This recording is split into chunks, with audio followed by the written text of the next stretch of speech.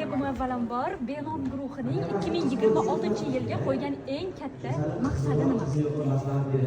Eng katta maqsadimiz hozirda Humo Arena demak majmuasida konsert berish rejasini o'ylab ko'rmoqdamiz.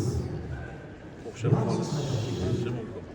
Undan tashqari yangi tablolarimiz bor. Taqdim etishga tayyor turgan tablolarimiz bor. O'shalarni taqdim etish.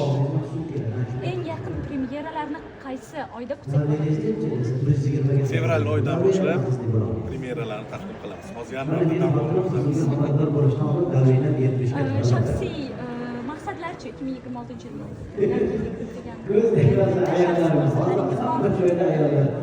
Shaxsiy maqsadlarning deyarli hammasiga erishdik. 2025-yil omadli keldi. O'sha bundan oldingi yillar demak o'ylangan rejalar, shaxsiy rejalar hammasi amalga oshirildi. O'ylaymanki 26-yilda faqat ijod muxlislarim uchun harakat.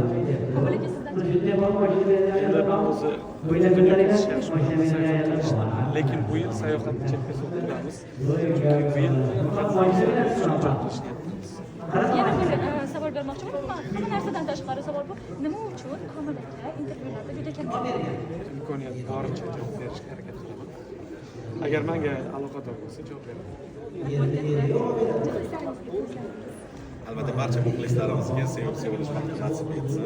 O'ylagan niyatlari 2025-yilda amalga oshirilmagan orzulari bo'lsa, aynan yangi yilda ushalishini